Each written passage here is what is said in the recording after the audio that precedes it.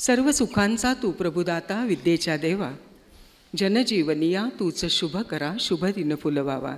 आजचा खरोखरीच शुभ दिन स्नेहल प्रकाशनासाठी, लेखक प्रशांत पोळ यांच्यासाठी आणि भारतीय ज्ञानाच्या खजिन्यावर, परंपरेवर प्रेम करणाऱ्या तुम्हा आम्हा सर्व रसिकांसाठी. आज भारतीय ज्ञानाचा खजिना या प्रशांत पोळ लिखित पुस्तकाचा, अगदी बेस्ट सेलर, प्रचंड गाजलेल्या पुस्तकाचा पुढचा भाग म्हणजे खजिन्याची शोधयात्रा प्रकाशित होते आहे. कार्यक्रमाचे अध्यक्ष मूर्तिशास्त्राचे गाढे अभ्यासक डॉक्टर देगलूरकर सर, ज्यांच्या हस्ते पुस्तक प्रकाशन होणार आहे ते महाराष्ट्र राज्याचे मुख्यमंत्री माननीय देवेंद्रजी फडणवीस. कार्यक्रमाचे प्रमुख पाहुणे राज्याचे उच्च तंत्र शिक्षण मंत्री माननीय चंद्रकांत दादा पाटील, तसंच माननीय राकेश सिंहजी, तसेच भाजपचे जे मध्य प्रदेशाचं कार्य करणारे मंत्री, बांधकाम मंत्री, आणि तसंच राजेश पांडेजी, ज्यांनी पुस्तकाचा आत्ताच मोठा महोत्सव आपण त्याचा आस्वाद घेतलेला आहे. या सर्वांचं मी मनापासून स्नेहल प्रकाशनातर्फे आणि आपल्या लेखकातर्फे मनापासून स्वागत करते. स्नेहलशी स्नेह अर्थात दर्जेदार वाङ्मयाशी स्नेह असतो. खरोखरीच आपल्या अभ्यासपूर्ण आणि दर्जेदार अशा ग्रंथांनी मराठी साहित्य विश्वामध्ये मोलाची भर आजपर्यंत स्नेहल प्रकाशनांनी टाकलेली आहे. आजच्या कार्यक्रमात उपस्थित असलेल्या मान्यवरांचं आपण इथे स्वागत करणार आहोत. आपल्या महाराष्ट्र राज्याचे तडफदार मुख्यमंत्री माननीय देवेंद्रजी फडणवीस यांचं सगळ्यात सुरुवातीला आपण स्वागत करणार आहोत. खरं तर अभाविप RSS सारख्या मुशीमधून घडलेलं हे व्यक्तिमत्व, मला खरोखरी आनंद होतो की 22व्या वर्षी नगरसेवक, 27व्या वर्षी नागपूरचे महापौर आणि आत्ता मुख्यमंत्रीपदाचा, महाराष्ट्राच्या मुख्यमंत्रीपदाचा 3रा कार्यकाल पूर्ण करणारे आहेत आणि 44व्या वर्षी मुख्यमंत्रीपदाची शपथ घेणारे ते 2रे मुख्यमंत्री आहेत. आणि अचूक निर्णय, अभ्यासपूर्ण असं सगळं हे व्यक्तिमत्व. माननीय देवेंद्रजी फडणवीस यांचा सत्कार माननीय राजेश पांडे सरांनी करावा अशी मी विनंती करते.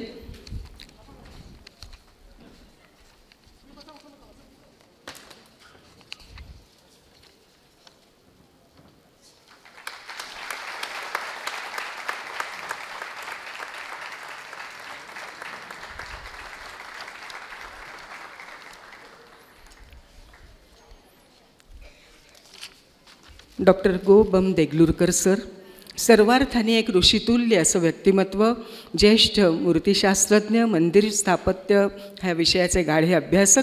आणि मला सांगायला अतिशय आनंद होतो आहे की अयोध्येमध्ये रामलल्लाची मूर्ती ती कशी असावी याच्या पहिल्या सभेपासून सर आमंत्रित होते. आणि तसंच आपल्या माऊलींची संजीवन समाधी ही सुरक्षित कशी राहावी, त्या समाधीचं संवर्धन कसं केलं जावं, तेही काम सरांच्या मार्गदर्शनाखाली पूर्ण झालेलं आहे. सरांचा सन्मान मी आदरणीय देवेंद्रजी फडणवीस यांना विनंती करेन की त्यांनी सरांचा सन्मान करावा. Doctor go bomb Deglurkar sir, Deccan college of अभिमत विद्यापीठाचे कुलपती, अनेक पुस्तकांचे लेखक, प्राचीन कला आणि महाराष्ट्र राज्य दर्शनिकाचे कार्यकारिणीचे सदस्य,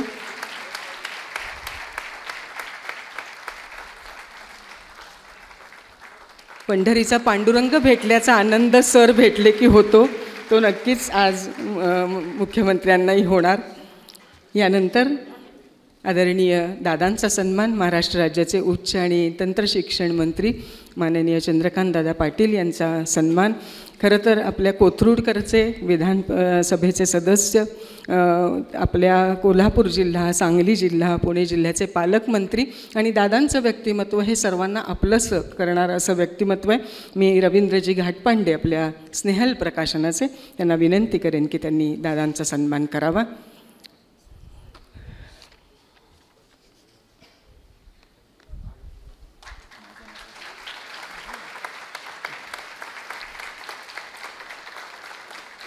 आजचे प्रमुख पाहुणे माननीय राकेश सिंहजी, जे मध्य प्रदेश सरकारमध्ये सार्वजनिक बांधकाम विभागाचे मंत्री म्हणून कार्यरत आहेत, भाजपचे सदस्य आहेत, जबलपूर पश्चिम मतदारसंघाचे प्रतिनिधित्व करणारे विधानसभेचे सदस्य, त्यांचा सन्मान, राकेश सिंहजींचा सन्मानही रवींद्रजी घाटपांडे यांनी करावा अशी विनंती करते.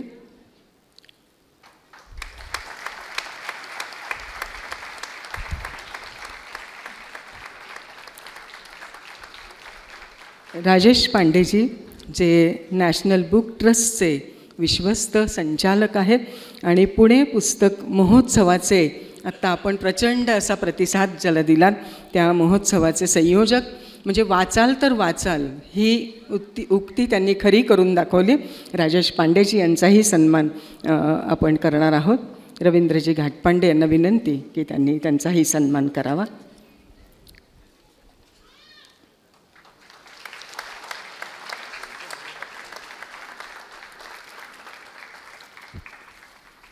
आणि माननीय प्रशांत पोळजी, लेखक, उद्योजक, भारतीय ज्ञानाचा खजिना आपल्यापुढे खुला करणारे आणि त्या पुढचा भाग आज खजिन्याची शोधयात्रा आपल्या हाती देणारे रसिकप्रिय असे लेखक प्रशांत पोळ सर. खरं तर इंजिनिअरिंग, MA मराठी, दिशा कन्सल्टंटसारख्या नामवंत अशा कंपन्यांचे डायरेक्टर, 40 वर्षांहून अधिक असा व्यावसायिक कामांचा अनुभव. प्रशांत पोळजी यांचा सन्मान आदरणीय देवेंद्रजी फडणवीस यांनी करावा अशी मी विनंती करते. लोकमत, तरुण भारत, विवेक, एकता अशा अनेक नियतकालिकातून लेखन करणारे, भारतीय ज्ञानाचा खजिना अनेक भाषात प्रकाशित झालेला आहे. सर्वांना मनापासून धन्यवाद.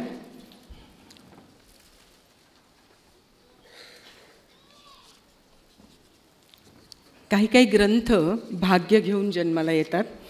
तसंच रविवार 14 मे 2017 साली भारतीय ज्ञानाचा खजिना या प्रशांत पोळ लिखित पुस्तकाचं, या ग्रंथाचं प्रकाशन इथंच याच ठिकाणी असंच भरगच्च भरलेलं असं रंगमंदिर. आणि तेव्हाही आदरणीय मुख्यमंत्री आदरणीय चंद्रकांतदादा याला उपस्थित होते. ज्या ग्रंथाला संघाचे सरसंघचालक आदरणीय डॉक्टर मोहनजी भागवत यांची प्रस्तावना आहे.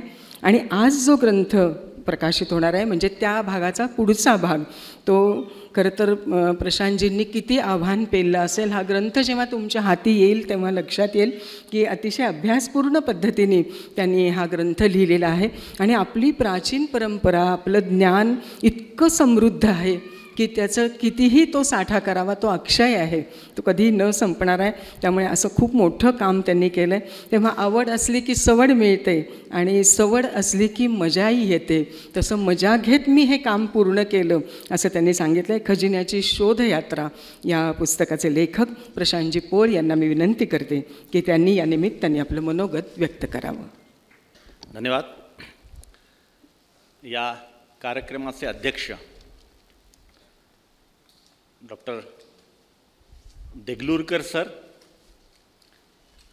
जे आपण म्हणू शकतो की विद्या वाचस्पतीच्या पण पुढचे आहेत असं एक व्यक्तिमत्व. या कार्यक्रमाकरता, या पुस्तकाचं प्रकाशन करण्याकरता आपल्यामध्ये उपस्थित असलेले आपल्या सर्वांचे लाडके, महाराष्ट्राचे लाडके मुख्यमंत्री माननीय देवेंद्रजी फडणवीस,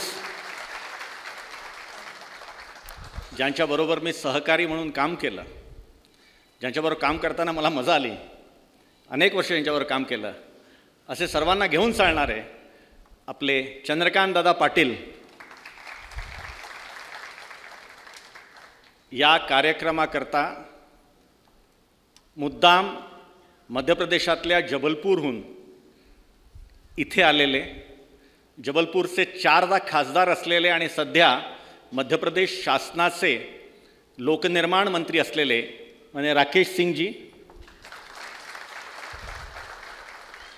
फक्त पुण्यातलं नाही तर एकूणातच महाराष्ट्रातलं साहित्य विश्व, पुस्तक विश्व, प्रकाशन विश्व ज्या नावाच्या शिवाय पुढे जाऊ शकत नाही असे आपले सर्वांचे प्रिय असे राजेशजी पांडे. या कार्यक्रमाचं पालकत्वच राजेशजी आणि दादांनी घेतलेलं आहे. आणि आपण सर्व रसिक श्रोते, ज्यात आमचे प्रकाशक रवींद्र घाटपांडेजी पण आहेत, ज्यांनी माझी सर्व पुस्तकं प्रकाशित केलेली आहेत. पुण्यातल्या अशा दर्दी वाचकांच्या पुढे, रसिक श्रोत्यांपुढे बोलणं हे आव्हान असतं आणि आनंदही असतो. आणि आज जर बघितलं तर सर्व तसंच आहे, तेच आहे. तेच बालगंधर्व रंगमंदिर आहे, तेच व्यासपीठ आहे, तीच पाहुणे मंडळी आहेत. एक लहानसा बदल आहे, राकेशजी तेव्हा येऊ शकले नव्हते, ते यावेळेस मुद्दामून इथे आलेले आहेत. बाकी सर्व तसंच आहे. म्हणजे 14 मे रविवार होता, त्या दिवशी 14 मे 2017 या दिवशी माझ्या भारतीय ज्ञानाचा खजिना या पुस्तकाचं प्रकाशन झालं, ज्याला माननीय मुख्यमंत्री हे उपस्थित होते, त्यांच्या हस्तेच हे प्रकाशन झालं. आणि चंद्रकांत दादा पण उपस्थित होते आणि देगलूरकर सरसुद्धा त्यात उपस्थित होते. त्यांनी अध्यक्षता केली होती. त्यामुळे सर्व तसंच आहे. आणि त्या कार्यक्रमामध्ये देगलूरकर सरांनी म्हटलं होतं की या पुस्तकाचा दुसरा भाग प्रशांतजी तुम्ही जरूर काढा. काय झालं आहे, महाराष्ट्राला सवय झाली आहे काही जाणत्या नेत्यांची की ते जे म्हणतात ते नक्कीच करत नाही. पण आपले मुख्यमंत्री यांनी एक वेगळी राजकीय संस्कृती, चांगली राजकीय संस्कृती जोपासलेली आहे. ते जे म्हणतात ते नक्कीच करतात. त्यांनी म्हटलं मी परत येईन, ते परत आले. त्यांनी 8 वर्षापूर्वी म्हटलं की तुम्ही दुसरा भाग काढा, मी परत येईन, ते परत आले. त्यामुळे देवेंद्रजींचे मनापासून आभार. हे जे पहिलं पुस्तक होतं भारतीय ज्ञानाचा खजिना, ते खूप गाजलं. 4 भाषांमध्ये प्रसिद्ध आहे. अनेक आवृत्त्या निघालेल्या आहेत. मराठीतच 20-22 हजार त्याच्या प्रती विकल्या गेलेल्या आहेत. माननीय मुख्यमंत्र्यांनी सुद्धा जिथे जिथे महाराष्ट्रात वाचनालय आहे तिथे तिथे पुस्तक असलं पाहिजे हे असा एक आदेशही काढला होता. आणि त्यामुळे मला अनेक ग्रामीण वाचनालयातून फोन आले की पहिल्यांदा असं झालेलं आहे की सरकारमान्य जे पुस्तकं आहेत ते वाचायला लोकांनी नंबर लावलेले आहेत. त्यामुळे हे पुस्तक तसं खूप गाजलं. आमचे हिंदीचे जे प्रकाशक आहे प्रभात प्रकाशन, ते प्रभात कुमार, त्यांनी एकदा सकाळी सकाळी मला फोन केला. म्हटलं प्रशांतजी आज बडा धन्य लगा मुझे. म्हटलं काय झालं? तर म्हणे मुरली मनोहर जोशींच्याकडे मी माझे प्रकाशित झालेले नवीन असे 5-6 पुस्तकं नेले होते. त्यात तुमचंसुद्धा भारतीय ज्ञान का खजाना हे पुस्तक होतं. मुरली मनोहर जोशींनी बाकी सर्व पुस्तकं बाजूला काढली, हे पुस्तक बघितलं, 5-7 मिनटं बघत होते आणि ते म्हणाले पोखरियाल निशंक तेव्हा शिक्षण मंत्री होते, त्यांना फोन लावा, हे टेक्स्टबुक व्हायला पाहिजे. त्याच्यानंतर श्री रविशंकरजींना जेव्हा मी भेटलो आणि त्यांना त्यातलं इंग्रजी व्हर्शन जे आहे ट्रेजर ऑफ इंडियन नॉलेज ते दिलं. मान्य राकेशजी बरोबर होते, त्यांच्याबरोबरच मी गेलो होतो. तेव्हा रविशंकरजींनी बराच वेळ चाललं आणि म्हणाले दिस मस्ट बी अ टेक्स्टबुक. आणि हे सर्व ऐकून मला फार छान नव्हतं वाटत. म्हणजे कसं की जे टेक्स्टबुक असतं ते कसं नीरस, कंटाळवाणं, परीक्षेकरता लिहिलेलं असं असतं. आणि मला तर हे पुस्तक लोकांपर्यंत पोचवायचं होतं. पण मला नंतर सांगण्यात आलं की या नवीन शैक्षणिक धोरणामध्ये NEPमध्ये अशी चांगली पुस्तकंसुद्धा संदर्भ ग्रंथ म्हणून किंवा टेक्स्टबुक म्हणून लागतात. आणि मला सांगायला आनंद वाटतो की किमान 50 ते 60 विद्यापीठांमध्ये भारतीय ज्ञानाचा खजिना हे ज्या 4 भाषात आहे त्या 4 भाषांमधून 50 ते 60 विद्यापीठांमध्ये ते संदर्भ ग्रंथ म्हणून वापरलं जातं. आता हे सर्व का? म्हणजे भारतीय ज्ञानाचा खजिना किंवा भारतीय ज्ञान परंपरा ही सर्व का, याचा पुढला भाग का लिहायचा? तर मागे जेव्हा मी इटलीत गेलो होतो 2-3 वर्षापूर्वी, तेव्हा इटलीमध्ये मग व्हेनिस असो, रोम असो किंवा बाकीच्या कुठेही गेलं तर लिओनार्दो दा विंची ह्या प्रत्येक ठिकाणी मला दिसला. व्हेनिसला गेलो तर त्या तिथे लिओनार्दो दा विंचीचं शरीरशास्त्रावर त्यांनी काढलेल्या चित्रांचं एक मोठं प्रदर्शन आणि त्याच्यावर वेगवेगळे परिसंवाद चालू होते. रोमला गेलो तेव्हा व्हेटिकन सिटीच्या एका कक्षामध्ये त्यांनी काढलेल्या चित्रांवर एक वर्कशॉप चालू होतं. फ्लोरेन्स तर त्याचं जन्मगाव आहे. जिथे जिथे मी गेलो तिथे तिथे लिओनार्दो दा विंचीचा एक खूप असं जबरदस्त असतो हिरो आहे, अशा पद्धतीने 12 महिने तिथे कार्यक्रम चालतात. लिओनार्दो दा विंची हा खूप मोठा माणूस होता. तो कलाकार होता, चित्रकार होता, तो इंजिनियर होता. त्यांनी जे स्केचेस काढले त्याच्यावरनं 400 वर्षांनंतर पॅराशूट आणि हेलिकॉप्टरची रचना झालेली आहे. मोठा माणूस होता.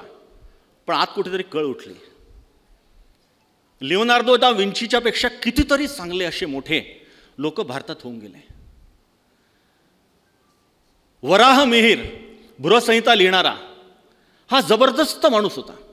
म्हणजे आज जेव्हा वाचतो त्याच्याबद्दल कल्पना आपली चालत नाही की एका व्यक्तीमध्ये इतके जास्त गुण किंवा इतकं जास्त ज्ञान असू शकतं. त्या वराह मिहिरने काय नाही केलं. ही व्यक्ती खगोलशास्त्रज्ञ होती, गणितज्ञ होती, चित्रकार होती, वास्तुकार होती, जल व्यवस्थापनाच्या बद्दल जाणकार होती, सर्व गोष्टी होती. खगोलशास्त्रामध्ये ज्याला अयनांश म्हणतात, प्रिसिजन, ते 50.32 सेकंद असतं. हे सर्वात आधी जगामध्ये यांनी शोध लावलेला आहे. आणि यांच्या त्या एकूण ज्ञानाच्यामुळे तेव्हा इराणमध्ये पारशी लोकांचं राज्य होतं, पर्सियन म्हणायचे. त्याच्या राजांनी नौशेरजीनी त्यांना बोलवून इराणमध्ये वेधशाळा स्थापन केलेली आहे या माणसांनी जाऊन. अशा या इतक्या जबरदस्त व्यक्तिमत्वाच्या माणसाच्या बद्दल 10 पैकी 9 लोकांना माहीतच नाही हो. ते बृहसंहिता माहीत नाही, वराह मिहिर माहीत नाही. आपण पूर्ण जगाचे नेते किंवा विश्वगुरू होण्याच्या दिशेने वाटचाल करतो आहोत. आणि जर आपल्याला असं स्वभान नसेल, आत्मभान नसेल, आपले राष्ट्रीय गौरव नसतील तर कसे आपण जाणार. आणि म्हणून किमान या गोष्टी तर लोकांच्या समोर येणं फार फार जास्त आवश्यक आहे. आणि म्हणून या लोकांचा गौरव पुनर्स्थापित करणं हा एक उद्देश तर आहेच आहे. आपल्या लोकांना ड्यू क्रेडिट मिळणं, त्यांचं श्रेय त्यांना मिळणं. बोधायन थ्योरम का नाही म्हणत आपण, पायथागोरस थ्योरम का म्हणतो आपण. जगाने मान्य केलेलं आहे की पायथागोरसच्या 400 वर्षपूर्वी बोधायन होऊन गेले. का आपण अजूनही म्हणतो की पायथागोरस थ्योरम. का आपण म्हणतो पास्कल ट्रेंगल. पास्कल ट्रेंगलच्या आधी पिंगल ऋषींनी तो जो मेरू प्रस्तरचा ते हे काढलेलं होतं त्रिकोण, तो जगभर मान्य आहे. त्याच्यावर लोक बाहेरचे संशोधन करून राहिलेले आहेत. आपण आजही पास्कल ट्रेंगल म्हणतो, आपण आजही फोबिनाची सिरीज म्हणतो, आजही आपण हुक्स लॉ म्हणतो. इलेक्ट्रिसिटीमध्ये श्रीधराचार्यांनी 10व्या शतकामध्ये न्यायकंदली नावाचा ग्रंथ लिहिला. बंगालचे आहेत ते. त्यांनी अक्षर शब्दशः काही फरक नाही, ज्याला थोडंफार संस्कृत समजतं तो पण सांगू शकतो. इलेक्ट्रिसिटीचा पूर्ण सिद्धांत उलगडून सांगितलेला आहे. आपण त्याला हुक्स लॉ म्हणतो. हुक्सनी 700 वर्षानंतर ती गोष्ट मांडली. तर ते क्रेडिट त्या लोकांना, ते श्रेय आपल्या लोकांना मिळालंच पाहिजे. त्यातून आत्माभिमान, एक आत्मविश्वास निर्माण झाला पाहिजे, हे तर आहेच आहे. पण एक जी शेवटली गोष्ट मला सांगायची आहे ती सांगून मी थांबतो, कारण की आपण मुख्यमंत्र्यांना ऐकायला आपण सर्व आतुर आहोत. ती म्हणजे या ज्या सर्व गोष्टी आहे, भारतीय ज्ञान परंपरा ही फक्त भूतकाळात जगण्याची गोष्ट नाही. ही फक्त खूप चांगले आम्ही होतो तेव्हा आणि आपण अनेक गोष्टी नवीन शोधून काढल्या, आपल्याजवळ असे जबरदस्त व्यक्तिमत्वाची माणसं होती, फक्त इतकं सांगण्याकरता नाही, तर त्या सर्वांची आजसुद्धा गरज आहे, उपयोगिता आहे, हे आपण बघू शकतो. एक लहानसं उदाहरण देतो. पाराशर ऋषींनी कृषी पाराशर नावाचा ग्रंथ लिहिला आहे. त्या ग्रंथामध्ये त्यांनी पर्जन्य निधान नावाचा एक चॅप्टर आहे. त्या पर्जन्य निधानामध्ये त्यांनी पाऊसचा पॅटर्न कसा असला पाहिजे. त्यांचं म्हणणं आहे की जी शेतीच्या आधी, तुम्ही म्हणता 4-5 दिवस आधी, 1 महिना आधी पाऊस असा पडेल, शेती करता हे काळजी घ्या. चूक. जर चांगलं पीक हवं असेल, समृद्धी हवी असेल, तर वर्षभराचा पावसाचा पॅटर्न हा माहीत असलाच पाहिजे. तो जर कळला तर आपण त्यावर्षी कुठलं पीक घ्यायचं, कशा पद्धतीचं घ्यायचं आपण ठरवू शकतो. त्यांनी एक विधी दिलेली आहे त्याच्यामध्ये. पौष महिन्यामध्ये पौष महिन्याच्या 30 दिवसांमध्ये दर तासाला जर आपण वाऱ्याची गती आणि दिशा नीट नोंदवून ठेवली तर 24 तास एका दिवसाचे इंटू 30 दिवसाचे 720 तास होतात. 720 तासांना 12ने भागितलं तर एका महिन्याला 60 तास येतात. त्या 60 तासांमध्ये प्रत्येक दिवसाला 2-2 तास द्या. पहिला तास सकाळ करता, दुसरा तास रात्री करता. आणि मग त्या दिवशी पौष महिन्यामध्ये त्या तासाला जे काही तुमचं नोंद असेल त्याच्या अनुसार त्यांनी एक पूर्ण हे मांडणी केलेली आहे की त्या दिवशी पाऊस पडेल, नाही पडेल, किती पडेल, अशी त्यांनी मांडणी केलेली आहे. आता हे सर्व जेव्हा त्याचा अनुवाद करणारे ते रामचंद्र शास्त्री म्हणून जे होते, त्यांनी त्याचा जेव्हा अनुवाद केला, त्यांना वाटलं नुसतं अनुवाद करून घ्या, खरंच तथ्य आहे का नाही. तर त्यांनी संपूर्णानंद संस्कृत विश्वविद्यालय जे काशीमध्ये आहे त्याच्या एका प्रोफेसरांना बरोबर घेतलं आणि काशीचे जे नरेश होते तेव्हाचे 1966 साली त्यांनी प्रयोग केला. तर संपूर्णानंद संस्कृत विश्वविद्यालयामध्ये त्यांनी वरती गच्चीवर असा एक टेंट लावून एक हे केला आणि शहरामध्ये एकाचा बंगला होता, त्या बंगल्याच्या छतावर पौष महिन्यामध्ये 30 दिवस त्यांनी हा प्रयोग केला. काशीचे नरेश हे या पूर्ण प्रयोगामध्ये सहभागी झालेले होते. त्यांनी पूर्ण नोंद केली आणि नंतर 66-67 या वर्षामध्ये त्यांनी ती पूर्ण मॅपिंग करून वर्षभर त्याच्यानुसार पाऊस पडला की नाही याची नोंद केली. ती नोंद अजूनही संपूर्णानंद संस्कृत विश्वविद्यालयामध्ये आहे आणि त्यात लिहिलेलं आहे 76% ते सक्सेसफुल आहे.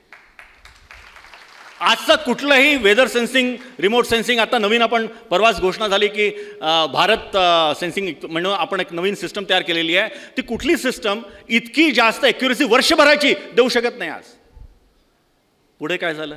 काहीच झालं नाही. ते सर्व फायलींमध्ये दबल्या या गोष्टी. बृहत्संहिता जे आहे त्याच्यामध्ये उदकारगल नावाचा एक अध्याय आहे. त्या उदकारगलच्या अध्यायामध्ये त्यांनी भूगर्भातलं पाणी कसं शोधायचं असं वराहमिहिरने अनेक क्रायटेरिया दिलेले आहेत. त्या क्रायटेरियाच्या आधारावर SV युनिव्हर्सिटी आहे, श्री व्यंकटेश्वर युनिव्हर्सिटी तिरुपतीच्या जवळ, आंध्रातली, तेव्हा आंध्र होतं, आता तेलंगणा आहे. त्यांनी 300 बोर घेतले 2002 साली. त्या 300 बोर पैकी त्यांनी त्यांचे ते सर्व नोंद आहे त्या विद्यापीठामध्ये. त्यांनी सांगितलं 94% सक्सेस आहे. म्हणजे 94% ठिकाणी पाणी लागलं त्यांना. आणि तिथलं जे सॉईल आपण समजू शकतो खडकाळ आहे, आमच्या नर्मदेच्या सारखी अशी नाही कुठेही बोर केलं तर पाणी निघेल. अशा ठिकाणी जर हे प्रयोग त्या काळात सफल होऊ शकतात तर आज या सर्वांची ॲप्लिकॅबिलिटी आहे, उपयोगिता आहे, त्याच्यावर संशोधन करण्याची गरज आहे. इतक्या जास्त PhD मिळतात, इतक्या जास्त वेगवेगळे आपण डॉक्टरेट करतात लोक, थिसिस लिहिले जातात. या विषयावर लिहिण्याची गरज आहे. हे कृषी पाराशर असेल, बृहत्संहिता असेल, सम्रांगण सूत्रधार असेल. सम्रांगण सूत्रधारावर जर्मनीच्या 7 लोकांनी डॉक्टरेट केलेली आहे, आपल्याकडे फक्त 2 लोकांनी आतापर्यंत केलेली आहे. इतके महत्त्वाचे ग्रंथ आहे, इतकं महत्त्वाचं ज्ञान आहे, ज्ञानाचं भंडार आहे. आपण सर्वांनी जर याच्यामध्ये थोडा आतून काही आपल्याला वाटलं नाही पण त्यात शोध करण्याचा प्रयत्न केला, विद्यापीठांनी काही शोध करण्याचा प्रयत्न केला, काही नवीन प्रोजेक्ट घेतले, तर खूप काही नवीन आपण करू शकू या नवीन याच्यामध्ये. पण असा मला विश्वास आहे. या पुस्तकाकरता अनेकांनी खूप मदत केली, मला अनेक संदर्भ शोधून दिले. माझ्या पत्नीने मला सर्व, सुमेधा हिने मला सर्व संदर्भ शोधून दिले. हिने मला लिहायला मदत केली, त्याच्या हिंदी अनुवादामध्ये पूर्ण मदत केली. अशा सर्व लोकांच्या मदतीमुळेच हे पुस्तक आज पूर्ण झालेलं आहे. याचं हिंदी आणि गुजरातीमध्ये सुद्धा याचा अनुवाद पूर्ण झालेला आहे आणि लवकर हिंदी आणि गुजरातीमध्ये सुद्धा याचं प्रकाशन होईल. या पुस्तकामुळे किमान इतकं कोणाच्या मनात आलं की आपण या दिशेने काहीतरी केलं पाहिजे. मला वाटतं हे पुस्तक सफल होईल. आणि आपण सर्वांनीच्या पहिल्या पुस्तकांना माझ्या सर्व्या ते 15 दिवस असेल किंवा विनाश पर्व असेल किंवा भारतीय ज्ञान खजिना प्रचंड प्रतिसाद दिलेला आहे. तसंच याही पुस्तकाला आपण द्याल. एका पुस्तकाच्या प्रकाशनाच्या करता इतकी मोठी गर्दी, बालगंधर्व ओसंडून वाहत आहे, इतके सारे दिग्गज पाहुणे लोक आहेत, आपण समजू शकतो. आपल्या सर्वांचे मनापासून आभार. धन्यवाद.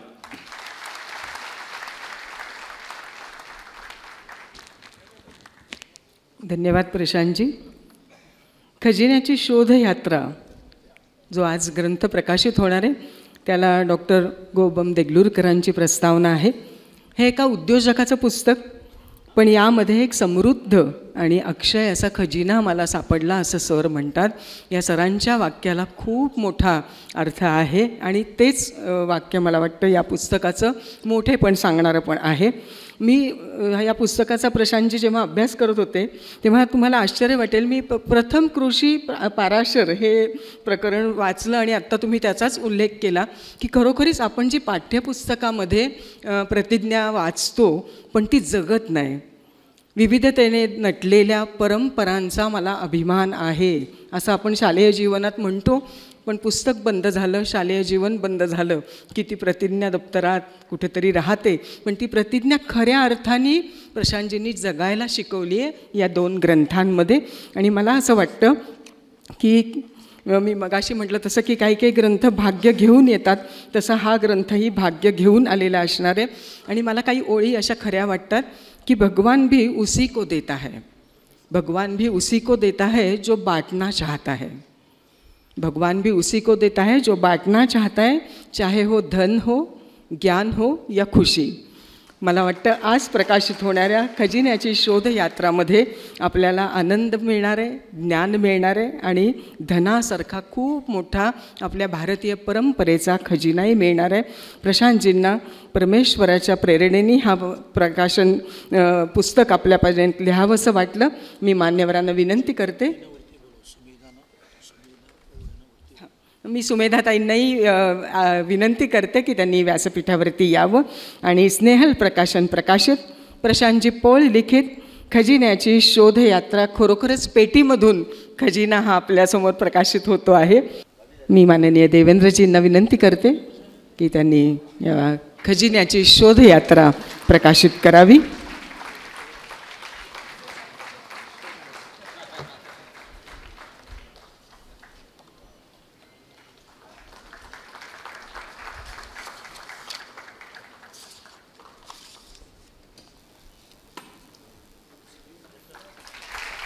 माननीय मुख्यमंत्री साहेबांच्या हस्ते आणि आपल्या सर्वांच्या उपस्थितीमध्ये खजिन्याची शोधयात्रा याचं प्रकाशन.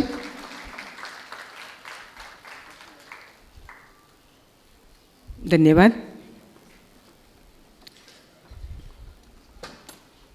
कृषी पाराशरांपासून प्राचीन भारतीय खेळ, उगवत्या सूर्यांच्या देशात जपानचा समृद्ध अशा परंपरांचा देश, ते थेट वैश्विक गणेशापर्यंत असे अनेक विषय प्रशांतजींनी अतिशय सूत्रबद्ध पद्धतीने मांडलेत. आणि योग असा आहे की महाराष्ट्र राज्याचे उच्च तंत्रशिक्षण मंत्री साहेब आज इथे आहेत. नक्कीच हे पुस्तक त्या शिक्षणापर्यंत, शिक्षणामध्ये हे समाविष्ट व्हावं असं ते म्हणतील. मी त्यांना विनंती करते. राजकीय क्षेत्रात काम करणाऱ्या कार्यकर्त्यांबद्दल आपल्याला असूया असते, मजा असते, सिक्युरिटी, गाड्या, घोडे.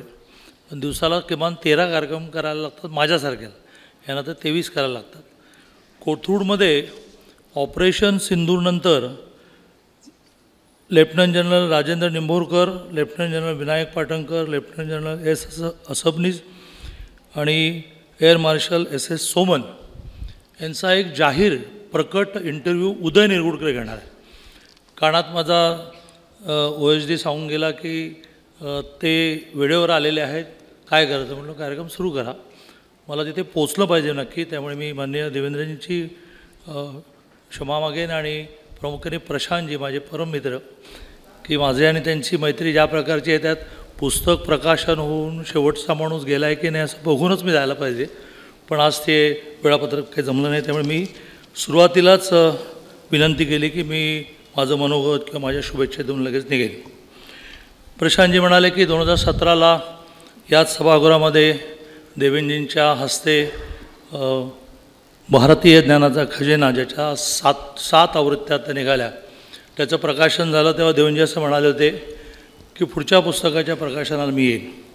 मग विचार केला की दुसरं पुस्तक प्रकाशित व्हायला इतके वर्ष का लागले, तर ते पुन्हा मुख्यमंत्री होऊन यायचे होते. त्यामुळे मधला कालावधी गेला आणि त्यामुळे प्रशांतजींनाही खूप वेळ मिळाला पुस्तक तयार करायला. गमतीचा भाग सोडला तर आम्हा सगळ्यांचंच प्रशांतजींवर प्रेम आणि श्रद्धा आहे.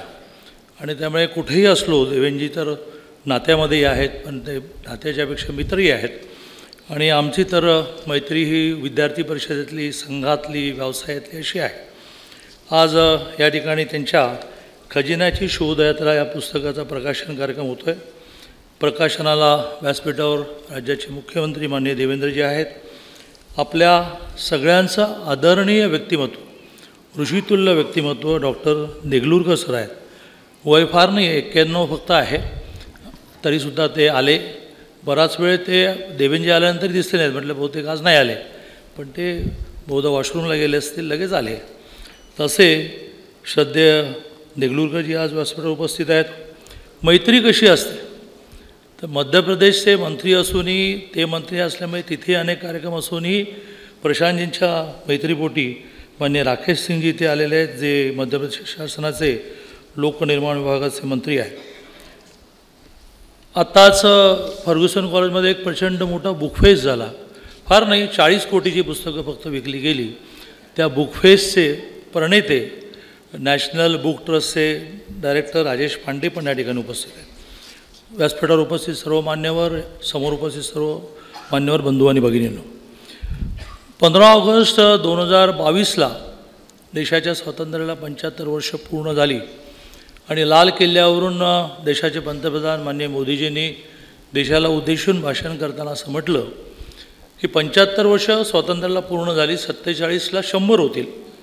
या 25 वर्षामध्ये जर आपण सगळ्यांनी नीट प्रयत्न केले तर एक विकसित राष्ट्र अशा प्रकारच्या दिशेने आपण वाटचाल करू शकू. आणि जी एक आपली परंपरा होती, जो आपला इतिहास आहे की हा देश हा जगद्गुरू होता, त्या स्टेजपर्यंत आपण जाऊ. पण 142 कोटीमधल्या बहुतांश लोकांची जी गुलामगिरीची मानसिकता आहे, ती मानसिकता आपल्याला संपवायला लागेल. आणि ती गुलामगिरीची मानसिकता संपवण्यासाठी भारतीय ज्ञान परंपरेची माहिती, जाणीव, महत्त्व हे लक्षात आणून दिलं पाहिजे, जे काम प्रशांतजी करत आहेत. प्रशांतजींच्या पुस्तकामध्ये एक एक प्रसंग आपल्याला वाचताना कधी कधी असं वाटतं की घर लिहित आहेत की कुठं लिहित आहेत, पण अगदी इसवी सन आहे, लेखकाचं नाव आहे, अशा सगळ्या गोष्टी असल्यामुळे आणि प्रशांतजी असल्यामुळे ते खरं आहे. आणि त्यामुळे 2020ला माननीय मोदींजींनी नवीन शैक्षणिक धोरण घोषित करताना हा आग्रह धरला की नवीन शैक्षणिक धोरणामध्ये शिक्षणामध्ये आपल्याला भारतीय ज्ञानाची परंपरा, त्याचा अभिमान जागृत केला गेला पाहिजे.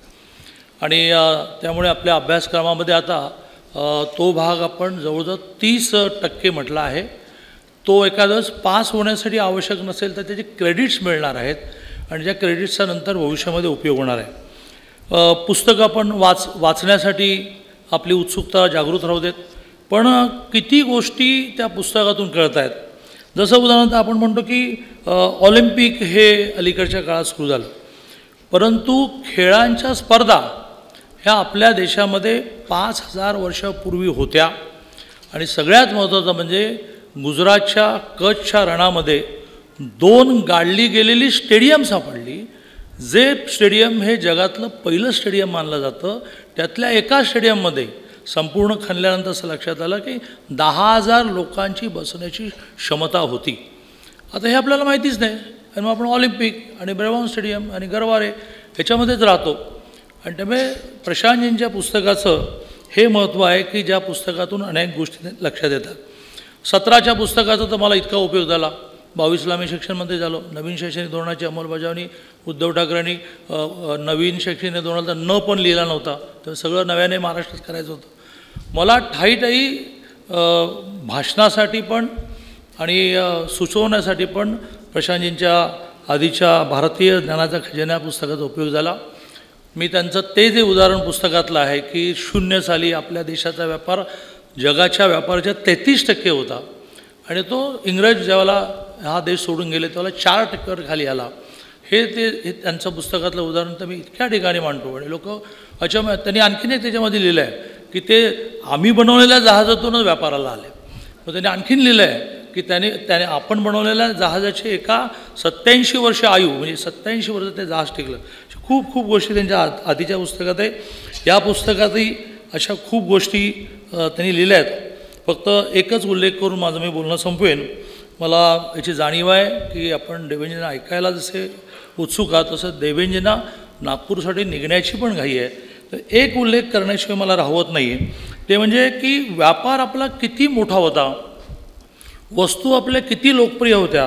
पुस्तकात ते असं लिहित आहेत की रोमन साम्राज्यातील प्लिनी द एल्डरने लिहिलं आहे की आमच्या रोमन स्त्रियांना झालं तरी काय, भारताच्या वस्त्रांची हिरेमानकांनी बनवलेल्या दागिन्यांची इतकी भरळ की रोमन लोकांनी तयार केलेले लोकरीचे कपडे वापरत नाहीत. म्हणजे त्या काळात तिथल्या स्त्रिया या भारतीय वस्तूंसाठी एका अर्थाने आकृष्ट झालेल्या होत्या. आणि आपल्याला असं वाटतं की मँचेस्टर हे जे आहे तेच संपूर्ण जगातलं वस्त्राचं भांडार आहे. अशा अनेक गोष्टी या पुस्तकात आपल्याला वाचायला मिळतील. मला खात्री अशी आहे की आधीच्या पुस्तकाच्या 7 एडिशन संपलेल्या आहेत. या पुस्तकं येता संपूर्ण देशामध्ये नवीन शैक्षणिक धोरणाचा वारा निर्माण झाला. भारतीय ज्ञानपरंपरेसाठी त्यांना पुस्तकं हवी आहेत. या पुस्तकाच्या 70सुद्धा आवृत्त्या निघतील याबद्दल माझ्या मनात शंका नाही. आणि पुढचं पुस्तक आपण जे प्रकाशित कराल त्याला आम्ही सगळे असणारच आहोत. आणि आता देवेंद्रजी मुख्यमंत्री झालेले आहेत आणि त्यामुळे लवकर पुस्तक पुढचं प्रकाशित करायला हरकत नाही अशा शुभेच्छा देतो आणि माननीय देवेंद्रजींची परवानगी घेऊन पुढच्या कार्यक्रमाला नेतो. धन्यवाद दादा. एकदा आणि दोनदा झालं आता तिसराही योग असा येऊ असा दादा म्हणतात. त्याप्रमाणे यानंतर मी नॅशनल बुक ट्रस्टचे विश्वस्त राजेशजींना विनंती करते त्यांनी आपलं मनोगत थोडक्यामध्ये व्यक्त करावं. व्यासपीठावर विराजमान महाराष्ट्र राज्याचे मुख्यमंत्री आदरणीय देवेंद्र फडणवीसजी, आपल्या सगळ्यांचे श्रद्धेय मार्गदर्शक डॉक्टर गोबम देगलूरकर सर, खास या कार्यक्रमासाठी उपस्थित मध्य प्रदेशचे मंत्री आदरणीय राकेश सिंगजी, ज्यांच्या पुस्तकाच्या प्रकाशनाला आपण या ठिकाणी आलेलो आहोत असे आदरणीय प्रशांत पोळजी, श्री रवींद्र घाटपांडेजी. मी फक्त 2च मिनटं आपला वेळ घेणार आहे. आज माझ्या दृष्टीने हा त्रिवेणी संगम आहे असं म्हणायला हरकत नाही. कारण ज्या अहिल्याबाई होळकरांनी या भारतीय खजिन्याला, भारतीय विरासतला, भारतीय परंपरेला जपलं, वाढवलं, पुनरुत्थान केला, त्या अहिल्याबाई होळकरांची उद्या त्रिजन्मशताब्दी आहे. त्याच्या पूर्वसंध्येला आपण हा कार्यक्रम करतो आहे. खरं म्हणजे हा खजिना त्यांनीच ठेवला होता, तो आज देवेंद्रजींनी आपल्या सगळ्यांसमोर आणून या ठिकाणी ठेवलेला आहे. दुसरा योग असा आहे की मी योगाशी म्हटल्याप्रमाणे पूर्ण पुस्तक हे विरासतवरती आहे. आपल्या देशाचे पंतप्रधान म्हणतात विरासत और विकास ये दोनों साथ में चलना चाहिए. आणि त्यामुळे प्रशांतजींच्या पुस्तकाचं आज विरासतवरती हे पुस्तक आहे, आपल्या इतिहासावर पुस्तक आहे. आणि आपला योगायोग असा आहे की आजच्या पुस्तकाच्या प्रकाशनाला माननीय देवेंद्रजी उपस्थित आहेत, ज्यांनी कालच विरासतच्या बरोबर महाराष्ट्राच्या विकासाला 1,64,875 कोटीची परकीय गुंतवणूक आणलेली आहे आणि महाराष्ट्राचा विकास केलेला आहे. असं विरासत, विकास आणि इतिहास या सगळ्या परंपरेच्या पार्श्वभूमीवरती आज हा चांगला कार्यक्रम या ठिकाणी होतो आहे. पुणेकर पुस्तकांसाठी वेडी आहेत. पुण्याचा पुस्तकाचं प्रेम, वाचनाचं प्रेम आपण सगळे अनुभवतो. देवेंद्रजी, आत्ता बालपुस्तक जत्रा झाली. मला वाटतं 2-4 हजार लोक येतील, पण 3 दिवसात 35,000 बालक आले, 76,000 बालकांची पुस्तकं विकत घेतली गेली. अशा या पुण्यामध्ये हा कार्यक्रम होतो आहे. प्रशांतजी, तुमचं हेही पुस्तक, जसं पहिलं पुस्तक 70,000पेक्षा जास्त गेलं, हे लाखापासून विकलं जाईल अशा पुणेकरांच्या वतीने शुभेच्छा देतो आणि माझ्या वाडीला गरम देतो.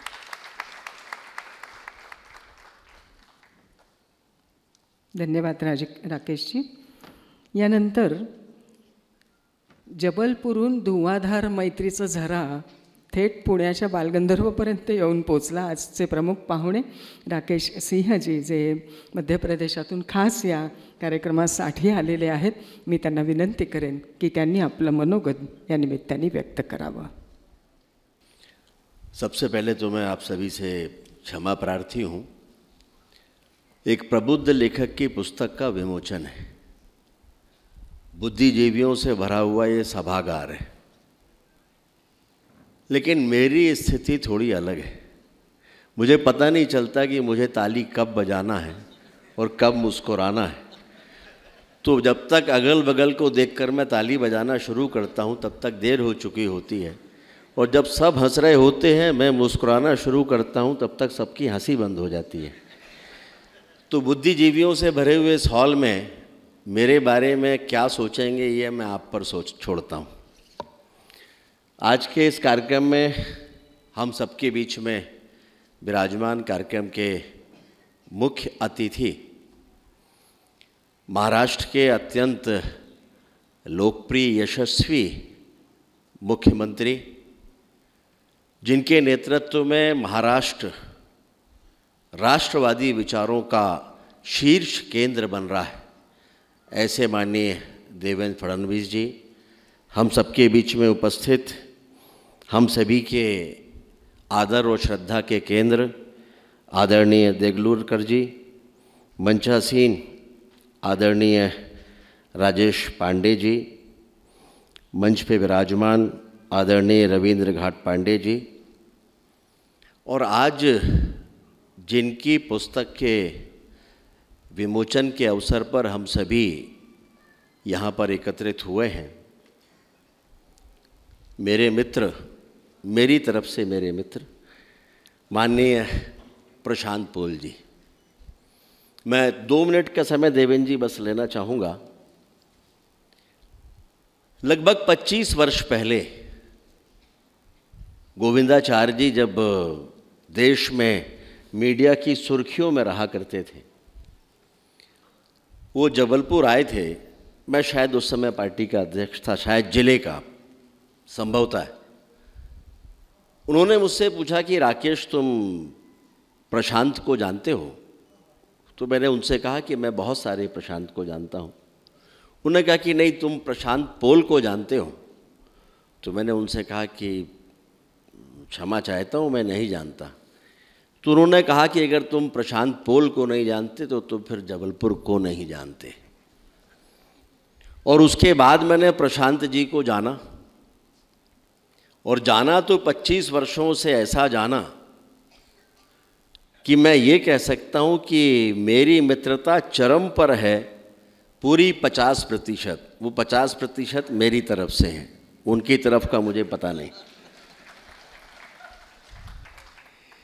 लेकिन मैं ऐसा मानता हूँ कि हम सभी जबलपुर के लोग ये भाग्यशाली हैं कि प्रशांत जी जैसा व्यक्तित्व जबलपुर में है। वो जबलपुर जिसको कभी बड़ा गांव कहा जाता था, आज अगर वो महानगर की श्रेणी में आया है, उसके पीछे विकास के जितने भी आयाम हैं, तो मुझे ये कहते हुए गर्व है कि बिना प्रशांत जी के उनमें से कुछ भी नहीं हो सकता था। आज इस मंच पे 2 व्यक्तित्व ऐसे हैं जो जबलपुर के विकास के लिए हम कह सकते हैं कि जो आधार में हैं। एक प्रशांत जी का जिक्र किया, दूसरे हम सभी के यशस्वी मुख्यमंत्री माननीय देवेंद्र जी। लगभग 19 साल पहले जब वो विधायक थे, तब प्रशांत जी से चर्चा करके जबलपुर के विकास पर, कैसे विकास की इस गंगा को आगे बढ़ाएं, तो प्रशांत जी से चर्चा करके और हमने माननीय मुख्यमंत्री जी को जबलपुर में बुलाया था। उस समय विधायक थे, महापौर रह चुके थे। जबलपुर की सड़कों पर हमारे साथ वो घूमे थे, और विकास का जो चित्र उन्होंने उस दिन सामने रखा था, मुझे कहते हुए गर्व है कि जबलपुर के विकास का आज का आधार वही चित्र है देवेंद्र जी, जो उस समय पर आप खींचकर आए थे। अगले दिन मीडिया के लोगों ने मुझसे कहा कि भैया देवेंद्र जी विधायक होंगे, ये तो बहुत यंग हैं। तो शायद लोगों की कल्पना आमतौर पर होती है कि उम्र के साथ विज़न और परिपक्वता आती है। मैं ऐसा मानता हूं कि इसका उम्र से कोई संबंध नहीं। और मैं आज उन लोगों को याद दिलाता हूं कि देखिए, जो बहुत यंग जबलपुर के विकास का चित्र खींचने आए थे, महाराष्ट्र में 5 साल का सफ़र मुख्यमंत्री का कार्यकाल पूरा करने के बाद दूसरी बार महाराष्ट्र के मुख्यमंत्री हैं। और देवेंद्र जी, अब मेरे से अपेक्षा जबलपुर की और बढ़ गई है कि आपके मित्र मुख्यमंत्री हैं, तो जबलपुर में विकास की गति भी और तीव्र होना चाहिए। आज के जिस कार्यक्रम के संदर्भ में हम सभी एकत्रित हुए हैं, मुझे लगता है कि मैं गौरवान्वित हूँ आज के इस आयोजन में सम्मिलित होकर, जहाँ एक और शब्दों से भारत की संस्कृति पुनर्जीवित हो रही है, वहीं लेखनी से भारत का इतिहास पुनर्जीवित हो रहा है। और ये खजनयांची शोध यात्रा, ये वास्तव में केवल शब्दों का मेल नहीं, बल्कि आज के समय की एक पुकार है। ये पुकार है भारत की जड़ों को जानने की। ये पुकार है भारत के वैज्ञानिक और तथ्यात्मक जानकारियों को हासिल करने की। ये पुकार है भारत के सांस्कृतिक वैभव को स्मरण करने की। और मैं ऐसा मानता हूँ कि हम सभी ऐसा तभी कर पाते हैं जब प्रशांत जी जैसे लेखक अपनी लेखनी के माध्यम से ये अवसर देते हैं और हमें उसको पढ़ने और उसको जानने का सौभाग्य मिलता है, तब हम अपनी उस संस्कृति पर गर्व कर पाते हैं जिसके कारण भारत पूरे विश्व का नेतृत्व किया करता था। तो प्रशांत जी की लेखनी, उसके बारे में मुझसे पहले भी काफ़ी कुछ कहा गया है। मैं इतना ही कह सकता हूँ कि प्रशांत जी की लेखनी में प्रामाणिकता तो है ही, लेकिन उसके साथ साथ भारत की संस्कृति के प्रति जो निष्ठा है वो बहुत कम देखने को मिलती है उनके विचारों में, उनके व्यवहार में। और इसलिए पिछले दिनों माननीय मुख्यमंत्री जी, मैं उपराष्ट्रपति जी के पास में था, तो मैंने उनको भारतीय ज्ञान का खजाना पुस्तक जब भेंट की, उन्होंने कुछ पन्ने उसके पलटाए। दूसरी बार जब मैं उनसे मिला था तो मैंने प्रशांत जी का जिक्र किया, तो उन्होंने कहा कि प्रशांत जी से बोलना कि उनकी अगली जो भी पुस्तक आएगी उसका विमोचन यहाँ उपराष्ट्रपति भवन में मेरे द्वारा किया जाएगा और उसमें आमंत्रित भी लोगों को मैं करूँगा और साथ में मेरे द्वारा आतिथ्य भोज भी होगा। ये साबित करता है कि प्रशांत जी की लेखनी की ताकत क्या है। और प्रशांत जी, आपकी इस लेखनी को आपका मित्र होने के साथ साथ मैं प्रशंसक भी हूँ और उस नाते से आपकी लेखनी का नमन करता हूँ। मैं ऐसा मानता हूँ कि आज माननीय देवेंद्र जी ने अपने शुभ हाथों से इसका विमोचन किया है। आने वाले समय में इस पुस्तक की गूंज पूरे देश में होगी और अन्य पुस्तकों की भांति जो कई भाषाओं में प्रकाशित हो चुकी है, इसकी स्थिति भी वही होगी। और उसके साथ साथ हम सभी प्रशांत जी की अगली पुस्तक की प्रतीक्षा में होंगे। मेरी ओर से आपको बहुत बहुत शुभकामनाएं।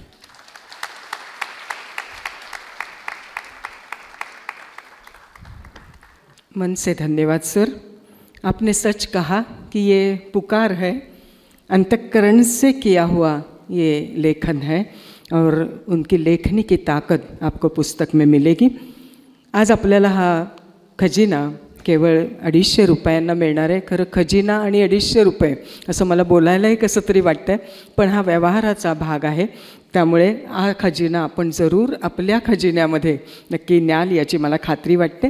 यानंतर ज्यांचं भाषण ऐकायला, नवे आशीर्वादात्मक शब्द ऐकायला आणि ते तितकेच खुसखुशीत असतात, तितकेच मिश्किलीनेही बोलतात, डॉक्टर गोबम देगलूरकर सरांना मी विनंती करणार आहे की आपण आम्हाला आशीर्वाद द्यावे।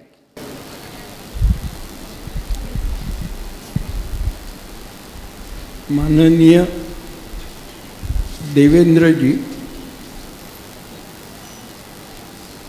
आणि खजिनदार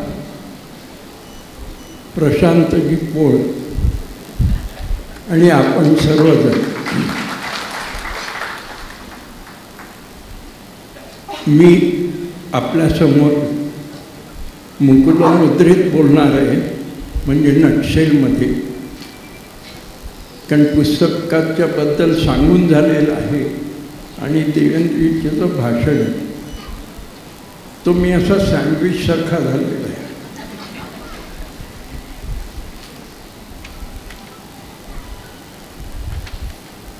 भारतीय संस्कृतीच्या संबंधामध्ये असं सांगितलं जातं, खरंही आहे की जगातली पहिली संस्कृती भारतीय संस्कृती आहे। आम्ही जेव्हा संस्कृतीबद्दल बोलतो तेव्हा लोक असं म्हणतात की सनातन आहे।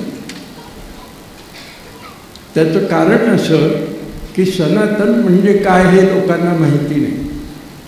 सनातनम नित्य नूतनम, नेहमी ती बदलत जाणारी आहे। आमचे स्मृतिग्रंथ तुम्ही पाहिले, याज्ञवल्क्य स्मृती घ्या, देवल स्मृती घ्या, या स्मृती समाज जसा बदलत गेला तशा स्मृती निर्माण झाल्या, वेगवेगळ्या गोष्टी तुम्हाला त्यातनं कळायला लागल्या। जसं आपल्या घटनेमध्ये खूप आता अपेंडिक्स आलेले आहेत, खूप बदल झालेले आहेत। तसं भारतीय समाजाने समाज बदलत गेला, तशाच स्मृती बदलत गेल्या. देवल स्मृती 10व्या शतकातली जेव्हा आक्रमणं सुरू झाली आणि धर्मपरिवर्तन सुरू झालं, तेव्हा पुन्हा ह्या मंडळींना घरात कसं घ्यायचं याच्याकरता म्हणून देवल स्मृतीमध्ये आपल्याला सगळं स्पष्टपणे सांगितलं की हे करता येईल आपल्याला. पण आपण हे सगळं विसरलो. आपल्या लक्षातच येत नाही ह्या गोष्टी. आपण किती समृद्ध होतो, किती श्रीमंत होतो विचाराने, लक्षात नाही येत आपल्या. संस्कृतीबद्दल पुन्हा एकदा मला सांगायचं झालं तर असं म्हणेन की संस्कृती बदलत जाते, बदल होत राहतो त्याच्यात. उदाहरण द्यायचं झालं तर असं की 80 वर्षापूर्वी मी अर्थात लहान होतो तेव्हा आम्ही नदीवर पोहायला जायचे, तर पाणी पित असोत आम्ही त्या नदीचं, असं होतं पाणी. एक ओंजळभर पाणी प्यालो म्हणजे पुन्हा असं वाटायचं अजून एक ओंजळभर पिऊया. पाणी तेच होतं का हो? नदीचा प्रवाह चालू आहे, दुसऱ्या ओंजळीत येणारं पाणी वेगळं आहे, पण प्रवाह हा कायमचा आहे. तशी ही आमची संस्कृती आहे. बदल होत असला तरी प्रवाह चालू असतो. या देशाने, भारताने नुसते यज्ञ नाही सांगितले, नुसते वेद उपनिषद नाही सांगितले, अनेक गोष्टी. आयसेनहॉरला ज्याचं महत्त्व वाटलं ती भगवद्गीता आम्ही निर्माण केली, ब्रह्मसूत्र आमची, उपनिषदा आमची. आम्ही त्याच्याकडे लक्षच दिलं नाही. आणि आम्ही लक्ष देऊ नये म्हणून ब्रिटिशांनी कितीतरी प्रयत्न केले. त्याच्या आधीचा जो काळ आहे 500 वर्षाचा, त्या काळाबद्दल बोलण्यात काही अर्थच नाही, कारण तो सगळा अराजकाचा काळ होता. आम्हाला स्वातंत्र्य मिळाल्यावर आम्हाला असं वाटलं की आमच्या संस्कृतीबद्दल काहीतरी येईल आमच्यासमोर, विद्यार्थ्यांसमोर. पण दुर्दैव असं की पहिले 2-3 मंत्री, शिक्षण मंत्री असे होते की त्यांना ना भारतीय संस्कृतीचं सोयर होतं ना, नाही सुतक असेल कदाचित. त्यामुळं आमची गेली 75 वर्ष खरं तर एका अर्थाने दुर्लक्ष करण्यासारखी झाली. आता आम्हाला असं वाटतं की सूर्य ज्ञानाचाही उगवलेला आहे. 2014 आपल्या लक्षात आलं किती बदल होत चाललेले आहेत. आणि आपण आपला अभिमान आणि मान ताठ करावी असा आता बदल होत चाललेला आहे. हे खरोखर कौतुकाचं वाटतं मला, अभिमानाचं वाटतं. आमचे प्रशांत पोळ यांनी एक पुस्तक लिहिलं, भारताचे ज्ञानखजिना म्हणून. खजिन्याची शोधयात्रा हे आताचं पुस्तक आहे. पण भारताच्या संस्कृतीकडे आणि ज्ञानाकडे पाहिलं, ज्ञानोपासनाकडे पाहिलं, विचारांच्याकडे पाहिलं तर असं वाटतं आहे आम्हाला की खजिना अजून संपलेला नाही आहे. मुख्यमंत्र्यांनी खजिना उघडला, त्यांना सवय झालेली आहे तर खजिना उघडायची आणि लाखो रुपये गरजू लोकांना द्यायची. त्यामुळे त्यांच्या हातनं ह्या खजिना उघडला गेला याचाही एक मला विशेष आनंद वाटतो. ज्ञानाचा खजिनाही उघडला त्यांनी. आत्ता आम्हाला पुस्तकं दिली त्याच्याबद्दल मला असं वाटते की ज्ञानवंत, विचारवंत, लोकशाहीतला मानणारा असं मुख्यमंत्री महाराष्ट्राला मिळालेलं आहे.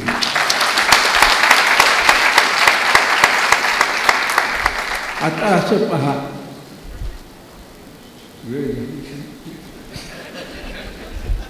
कारण मुख्यमंत्र्याचं भाषण आमच्या सगळ्या भाषणांना आवरून घेणारं आहे, सुधारून घेणार आहे. ते भाषण आता त्यांनी करावं. पण माझं एकच शेवटचं सांगणं असं की या ग्रंथाचा अभ्यास आपण करायला पाहिजे, नुसतं वाचन नाही.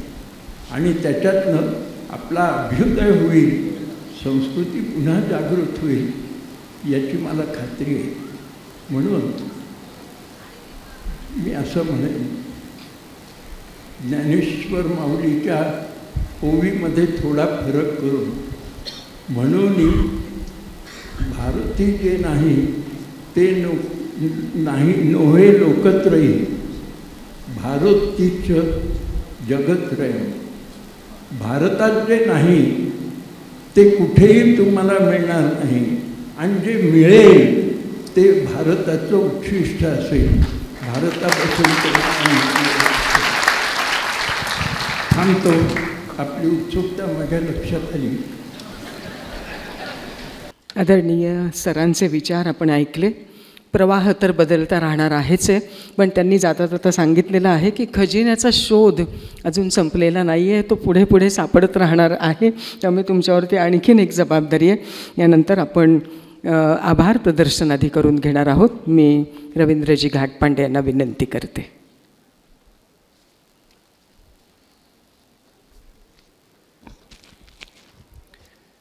आजच्या कार्यक्रमाचे अध्यक्ष डॉक्टर गोबम देगलूरकर, महाराष्ट्राचे नरेंद्र मोदी,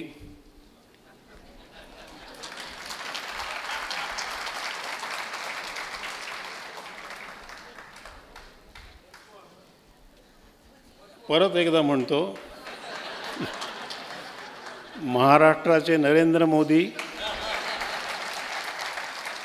देवेंद्रजी फडणवीस, पुस्तकाचे लेखक श्री प्रशांतजी पोळ,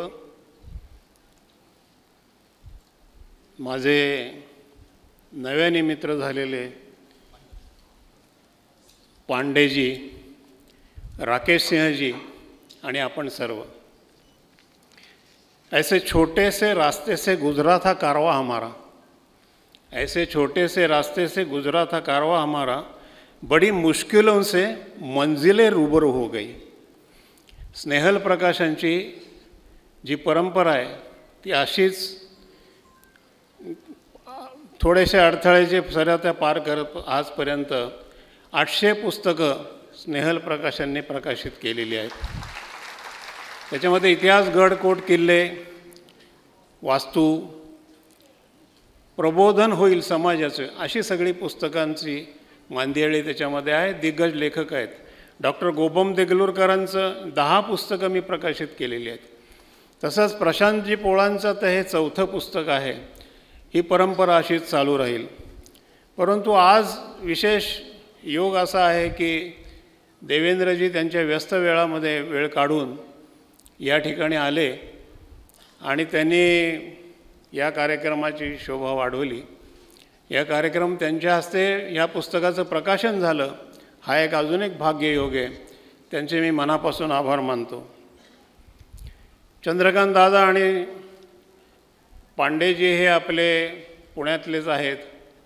त्या दोघांच्यामुळे आज खरा हा कार्यक्रम सिद्ध होतो आहे. त्या दोघांचं मी मनापासून आभार मानतो. राकेश सिंहजी मध्य प्रदेशातून केवळ प्रशांत पोळांच्या प्रेमापोटी या ठिकाणी आले, त्यांचंही मी मनापासून आभार मानतो. स्टेज व्यवस्था, डेकोरेशन ज्यांनी केलं ते रणजित सोनावळे, त्यांचे आभार मानतो. बालगंधर्वचे व्यवस्थापन, लाईट, स्पीकर व्यवस्था यांचे आभार मानतो. पत्रकार आणि पोलीस डिपार्टमेंट यांचे आभार मानतो. सूत्रसंचालक विनय देसाई आणि दीपा भंडारे आता यानंतर पसायदन म्हणतील, त्या दोघींचे विशेष आभार. मी विनंती करतो देवेंद्रजींना की विनयाताईंचा सत्कार त्यांनी करावा. दीपा भंडारे.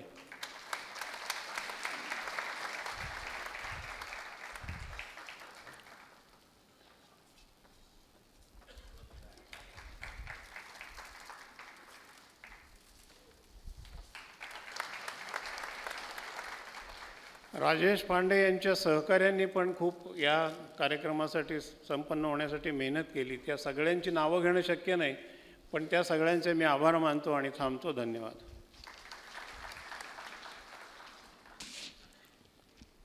आपण खरोखरीच त्यांचे विचार ऐकायला उत्सुक आहोत. आणि रवींद्रजी, आपण जी आभार प्रदर्शनाला सुरुवात केली, मी तर असं म्हणेन की आपने सबकी मन की बात कही. त्यामुळे मी आदरणीय मुख्यमंत्री सरांना विनंती करते की त्यांनी आपलं मनोगत व्यक्त करावं. खजिन्याची शोधयात्रा प्रशांतजी पोळ यांच्याद्वारे लिखित या पुस्तकाच्या प्रकाशन समारोहामध्ये आपल्यासोबत उपस्थित असलेले, पुढच्या कार्यक्रमाला गेलेले आमचे सहकारी चंद्रकांत दादा पाटील, विशेष या कार्यक्रमाकरता मध्य प्रदेशातून आलेले पूर्व खासदार आणि आता मध्य प्रदेशचे मंत्री आणि प्रशांतजींचे अतिशय जवळचे मित्र आणि आमचेही अतिशय जवळचे मित्र आदरणीय राकेश सिंगजी, विशेष रूपाने या कार्यक्रमाकरता उपस्थित असलेले डॉक्टर गोब देगलूरकरजी, राजेश पांडेजी, रवींद्र घाटपांडेजी, प्रशांतजी आणि उपस्थित सर्व भगिनी आणि बंधूंनो, आज मला अतिशय आनंद आहे की या कार्यक्रमाकरता मी या ठिकाणी उपस्थित आहे. आणि यापूर्वीच सगळ्यांनी सांगितलं आहे की मी जेव्हा मी पुन्हा येईन म्हणतो तेव्हा मी येतच असतो. त्यामुळे 2017ला मी पुन्हा येईन सांगितलंच होतं. मला असं वाटतं 19ला मी पुन्हा येईन म्हणालो होतो तर फार अडथळ्याची शर्यत मला पार करावी लागली. तसंच 17ला येईन असं म्हटलं होतं. तर हे खरं आहे, दादा म्हणाले की प्रशांतजी कदाचित वाट पाहत होते की देवेंद्र मुख्यमंत्री झाला की मग आपण प्रकाशन करू. आणि त्यामुळे तोपर्यंत त्यांनी या ज्ञानाचं संशोधन करणं हे या ठिकाणी चालू ठेवलं. खरं म्हणजे सर्वात पहिल्यांदा आपल्या सर्वांच्या वतीनं मी प्रशांतजींचं मनापासून अभिनंदन करतो.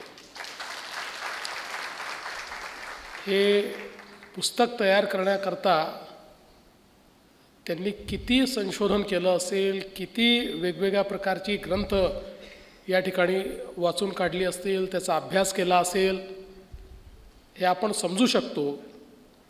आणि मागचं जे पुस्तक होतं त्या पुस्तकाच्या प्रकाशनाच्या वेळी मी सांगितलं होतं की हे जास्तीत जास्त लोकांपर्यंत पोचलं पाहिजे. म्हणून महाराष्ट्रामध्ये देखील आम्ही आमच्या ज्या शासनाच्या सर्व लायब्ररीज आहेत त्या लायब्ररीजमध्ये हे आम्ही पोचवण्याचा प्रयत्न करू. आणि खूप उत्तम प्रतिसाद भारतीय ज्ञानाचा खजिना या पुस्तकाला तेव्हा मिळाला. आणि मला हा विश्वास आहे की आता हा जो ज्ञानाचा खजिना आपल्याकडे आलेला आहे, खजिन्याचा जो आपण शोध लावलेला आहे, मला असं वाटतं की तोही जास्तीत जास्त लोकांपर्यंत पोचवण्याचा प्रयत्न हा निश्चितपणे आम्ही करणार आहोत. आणि याही वेळी मी प्रकाशक आपले जे आहेत त्यांना सांगू इच्छितो की आमच्याकरता तुम्ही या पुस्तकाच्या प्रती राखून ठेवा. आम्ही महाराष्ट्र शासनाच्या वतीनं जास्तीत जास्त ठिकाणी हे पुस्तक पोचलं पाहिजे हा प्रयत्न करणार आहोत. आपला इतिहास, आपल्या परंपरा, आपलं ज्ञान, आपली संस्कृती या सगळ्या गोष्टींचं जतन करणं हे आपलं कर्तव्य आहे. आणि भारतामध्ये तर ज्याचा प्रशांतजींनी उल्लेख केला की आपण पारतंत्र्यात का गेलो याबद्दल ज्यावेळी आपण इतिहास पाहतो त्यावेळी आपल्या समाजाचा आत्माभिमान, समाजाचं तेज हे समाप्त करण्याचं काम परकीय आक्रमकांनी केलं. आणि म्हणूनच आपण पारतंत्र्यामध्ये गेलो. आपण बघितलं असेल तर हे खरंच आहे की भारत एक अतिशय समृद्ध अशा प्रकारचा देश होता. आणि म्हणूनच हे सगळे लुटारू भारतामध्ये आक्रमण करायचे आणि या ठिकाणून जो काही आमचा खजिना होता, जो काही आमच्याकडे संपत्ती होती, ती संपत्ती लुटून न्यायची. पण हे करत असताना भारताची शक्ती काय आहे, तर भारतातलं ज्ञान आणि भारताची संस्कृती हीच भारताची खरी शक्ती आहे. हे लक्षात घेऊन आमच्या ज्ञानाची केंद्र उद्ध्वस्त करणं, आमच्या संस्कृतीची प्रतीकं जमीनदोस्त करणं आणि आमच्यावर हळूहळू त्यांची संस्कृती, त्यांचं ज्ञान, त्यांच्या परंपरा याचा पगडा बसवणं, हे काम जवळजवळ 700-800 हजार वर्ष चाललं. आणि त्यातूनच मला असं वाटतं की आमचा जो आत्माभिमान आहे तो कुठेतरी कमी झाला आणि आमच्या अशा पिढ्या तयार झाल्या की ज्याला आपला इतिहासच माहिती नव्हता. अगदी आम्ही देखील आपल्या लहानपणी आर्यन इन्व्हेजन थिअरी शिकली आहे. आम्ही पण हेच शिकलो, आम्हाला इतिहासात हेच शिकवलं की आर्यांनी भारतावर येऊन आक्रमण केलं आणि भारतावर राज्य केलं. आज ज्यावेळेस वेगवेगळ्या प्रकारच्या संशोधकांनी आपले विषय मांडले आणि मग पहिला प्रतिप्रश्न विचारला की आर्यांनी जर इन्व्हेजन केलं होतं, इन्व्हेजनचा अर्थ होतो युद्ध, मग युद्ध कुठे झालं दाखवा. प्रत्येक युद्धाच्या काही खुणा असतात, त्या खुणा कुठे आहेत दाखवा. मग ज्यावेळेस लक्षात आलं की ही इन्व्हेजनची थिअरी चालत नाही, तर हे लोक फार हुशार आहेत. मग त्यांनी सांगितलं आर्यन इन्व्हेजन थिअरी नाही आहे, आर्यन मायग्रेशन थिअरी आहे. हे फिरत फिरत आले होते, हे कुठलाही त्या ठिकाणी वाद करत किंवा युद्ध करत आले नव्हते. मग पुन्हा प्रतिप्रश्न विचारला गेला की मायग्रेशनच्याही खुणा असतात, त्या मायग्रेशनच्या खुणा दाखवा. मग मायग्रेशनच्या खुणाही दाखवता आल्या नाहीत. आणि आता ज्यावेळी खऱ्या अर्थानं संशोधन चाललेलं आहे, त्यावेळी आता केवळ आपलेच नाही तर जगातले या विषयातले अभ्यासक हे मानायला तयार आहेत की आता आर्यन इन्व्हेजन थिअरी नाही, आर्यन मायग्रेशन थिअरी नाही, आता आउट ऑफ इंडिया थिअरी आहे. म्हणजे भारतातनं लोक बाहेर गेलेले आहेत आणि भारतातनं बाहेर संस्कृती गेली आहे, अशा प्रकारच्या निष्कर्षावर आज जग येऊन थांबलेलं आहे. आणि आपल्याला माहिती आहे की जगातल्या ज्या जुन्या सभ्यता आपण सांगतो, इजिप्तची सांगतो, बॅबिलॉनची सांगतो, अजून कुठली रोमची सांगतो, ज्या संपल्या म्हणजे त्या स्वरूपामध्ये आज अस्तित्वात नाही. भारत ही एकमेव कंटिन्युअस सिव्हिलायझेशन आहे जी पूर्वी होती तशाच पद्धतीनं चाललेली आहे. आणि जो सनातनचा या ठिकाणी खऱ्या अर्थानं अर्थ सांगितलेला आहे तो सनातन, आपल्या संस्कृतीला सनातन संस्कृती याकरताच आपण म्हणतो की ही संपलेली नाही, ही संपू शकत नाही, ही चालत आलेली आहे, याच्यात कुठलाही खंड नाही आहे, ही अखंडित आहे. याच्यावर कितीही प्रकारचे हल्ले झाले तरी देखील ही सातत्याने चाललेली आहे, अशा प्रकारची संस्कृती आहे. म्हणजे ज्या जुन्या ज्या संस्कृती आहेत ज्याच्याबद्दल बोललं जातं त्या संस्कृती 4000-3000 वर्षापूर्वीच्या या पुस्तकामध्ये प्रशांतजींनी धोलावीराबद्दल लिहिलेलं आहे, लोथलबद्दल लिहिलेलं आहे. धोलावीरासारखं शहर ज्याला हडप्पन संस्कृती म्हणून सांगितलं गेलं आहे, मोहनजोदडो, हडप्पा अशा प्रकारचा हा जो सगळा भाग होता, तर 5-6 हजार वर्षापूर्वी पूर्णपणे विकसित शहर, म्हणजे ज्या संस्कृती 3 आणि 4 हजार वर्षापूर्वीच्या जगातल्या जुन्या सांगतात त्याच्याही आधीच्या अशा प्रकारच्या या संस्कृती की ज्याच्यामध्ये पूर्णपणे विकसित शहरं, की ज्या शहरामध्ये सगळ्या प्रकारच्या आपल्याला पद्धती पाहायला मिळतात. प्रशांतजींनी उल्लेख केला, रस्त्यांच्या पद्धती आहेत, पाणी जाण्याकरता पाण्याचा निचरा होण्याकरताच्या पद्धती आहेत, त्या ठिकाणी ग्रीड पद्धती आहेत.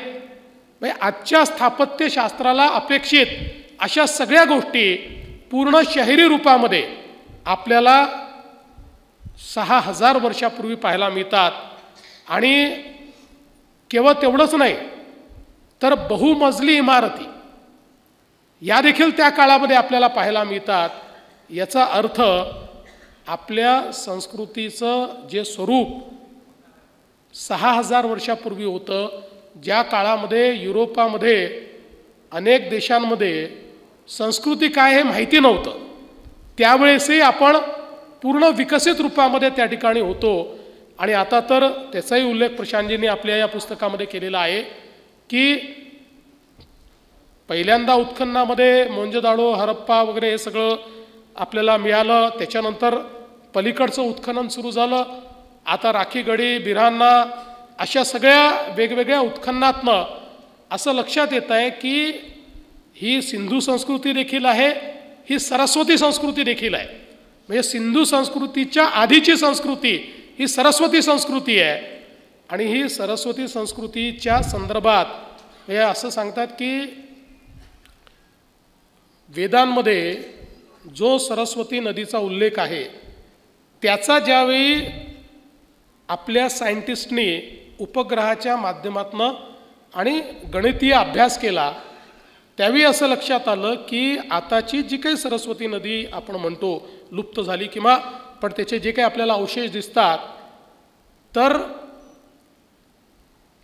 ज्या स्वरूपात वेदांमध्ये त्याचा उल्लेख आहे त्या स्वरूपामध्ये ती 10,000 वर्षापूर्वी व्हायची. आता 10,000 वर्षापूर्वी जर ती वाहत असेल आणि समजा त्याचा उल्लेख वेदामध्ये आलेला असेल तर वेद किमान 10,000 वर्ष जुने असले पाहिजेत. आपल्याला शिकवलं 4,000 वर्षापूर्वी वेद आपल्याला कुठेतरी सापडले 10,000 वर्षापूर्वी. आणि त्यात महत्त्वाचं हे नाही, महत्त्वाचं हे आहे की 10,000 वर्षापूर्वी संस्कृतसारखी भाषा ही पूर्ण स्वरूपामध्ये विकसित स्वरूपामध्ये आपल्याला ज्ञात होती. आता जगाच्या पाठीवर 10,000 वर्षापूर्वीची कुठली भाषाच नाही आहे, या स्वरूपातली भाषाच नाही आहे. त्यामुळे एकूणच हा जो काही आपला ज्ञानाचा खजिना आहे हा खूप जुना आहे. आणि म्हणूनच आपण या सगळ्या सांस्कृतिक दृष्ट्या आपण विकसित होत गेलो आणि त्यासोबत आर्थिकदृष्ट्या देखील आपण विकसित होत गेलो. आणि म्हणूनच प्रशांतजींनी पहिल्या शतकामध्ये भारताचं एकूण व्यापारातलं जे स्थान होतं ते 33% होतं जगाच्या व्यापारामध्ये. म्हणजे आज आपण जगाचा व्यापार आणि आज आपण ग्लोबल सप्लाय चेन आणि आपण GDPच्या गोष्टी करतो. आपण पहिल्या शतकामध्ये कुठे होतो हे जर आपण बघितलं तर मला असं वाटतं की प्रगतीच्या ऐवजी आपली अधोगती झाली. आणि आपण जो देश एक अतिशय श्रीमंत देश होता म्हणजे भौतिकदृष्ट्याही आणि सांस्कृतिकदृष्ट्याही त्या देशाला भौतिकदृष्ट्याही लुटलं गेलं आणि सांस्कृतिकदृष्ट्याही समाप्त केलं गेलं. असं सांगतात की ज्यावेळी आपले नालंदाची विद्यापीठ ज्यावेळी झालं तर त्यावेळी हा जो चीनी एक पर्यटक आला होता युनत सॅंग, त्यांनी त्याचं वर्णन लिहून ठेवलेलं आहे की तिथे किती ग्रंथ होते. आणि ज्यावेळेस हे जाळलं गेलं तर आता कागदं जाळायची किती वेळ लागणार त्याला, पण त्यात एवढी ग्रंथ होती की ती सगळी ग्रंथ जळायला 3 महिने लागले. 3 महिन्यापर्यंत ही सगळी ग्रंथ जळत होती. आणि जर आपण तो युनत सॅंगचं जे सगळं त्यांनी लिहून ठेवलेलं आहे, खरं म्हणजे तोही सगळं लिहू नाही शकला कारण तो इथनं जे ग्रंथ घेऊन चालला होता त्यावेळेस पुरामध्ये त्याची बरीच ग्रंथसंपदा ही पाण्यामध्ये उडाली. पण तरी देखील भारताच्या संदर्भात किंवा समकालीन जे काही भारत होता त्या संदर्भात ज्या काही लोकांनी लिहून ठेवलेलं आहे त्यातलं ते एक प्रमाण मानलं जातं. आणि त्यावेळेस तो असं म्हणतो की इतके वेगवेगळ्या विषयांवर त्या ठिकाणी शिकवलं जात होतं की मी कधी कल्पनाच केली नव्हती. इतके लोक शिकत होते, इतके लोक शिकवत होते, इतके त्या ठिकाणी वेगवेगळ्या खोल्यांमध्ये अभ्यास चाललेला होता. आणि मग प्रत्येक शास्त्राचं वर्णन देखील त्यांनी त्या ठिकाणी केलेलं आहे. त्यामुळे इतका मला असं वाटतं की पुढारलेला अशा प्रकारचा आपला हा सगळा देश होता. आणि म्हणून या सगळ्या आपल्या इतिहासाची माहिती ही आपल्याला असलीच पाहिजे. प्रशांतजींनी खरं म्हणजे याच्यामध्ये एक अद्भुत गोष्ट सांगितलेली आहे ती म्हणजे सापशिडीचा खेळ आपण खेळतो पण या खेळाचं उगम कुठनं आहे तर प्रशांतजींनी त्याच्यामध्ये लिहिलेलं आहे की ज्ञानेश्वर माऊली ज्यावेळी भिक्षा मागायला जायचे त्यावेळेस छोट्या भावंडांना घरी ठेवायचं आहे तर त्यांना काय करायचं, तर त्यांना जो खेळ तयार करून दिला होता तो खेळ सापशिडीचा, त्याला काय म्हणायचं प्रशांतजी तुम्ही लिहिला आहे, त्याला शब्द दिलेला आहे, तो खेळ म्हणजे सापशिडीचा खेळ. आता या सगळ्या गोष्टी मला असं वाटतं की आपल्यापर्यंत कधी पोचल्याही नाहीत आणि पोचाव्यात असा प्रयत्न देखील त्या ठिकाणी झाला नाही. आणि म्हणूनच आणि एक अजून खूप महत्त्वाचं त्याच्यामध्ये मला असं वाटतं की गणिताच्या संदर्भात तर लिहिलंच आहे. आणि मध्यंतरीच्या काळात मी एका कार्यक्रमात गेलो होतो आणि वैदिक गणित याच्यावरचे जे ग्रंथ आहेत हे ग्रंथ आता लुप्त झालेले आहेत, ते पुन्हा नव्याने लिहिण्याचा प्रयत्न किंवा नव्याने त्याचा शोधण्याचा प्रयत्न चाललेला आहे. गणितामध्ये तर जी काही भारताने केलेली प्रगती आहे त्यातला बराच मला असं वाटतं बऱ्यापैकी गोष्टी या पुस्तकामध्ये निश्चितपणे आपल्याला वाचायला मिळतील. आणि एक अजून चांगली गोष्ट या पुस्तकात जी आपल्याला वाचायला मिळते ती म्हणजे आपल्या सगळ्या शुभकार्याची सुरुवात ही श्री गणेशाने होते. पण श्री गणेश हे केवळ भारतापुरतं मर्यादित नाहीत तर जगातल्या कुठल्या कुठल्या देशात आहेत. आणि मला असं वाटतं तुम्ही तर श्री गणेशाची राजधानी भारत नाही थायलंड आहे असं म्हटलेलं आहे, कारण इतक्या मोठ्या प्रमाणात त्या ठिकाणी गणेशाची आराधना होते. गणेशाशिवाय तिथे देखील कशाचीच सुरुवात होत नाही. आणि तुम्ही जापानचं उदाहरण दिलं, मी स्वतः जापानला गेलो होतो आणि जापानला गेलो असताना त्यावेळी त्यांनी तिथल्या आपल्या राजदूतांनी मला ते दाखवलं होतं आणि त्यांनी सांगितलं होतं की जापानमध्ये 2000 गणेशाची मंदिरं होती. आता प्रशांतजींनी सांगितलं 272 वगैरे काहीतरी उरलेली आहेत.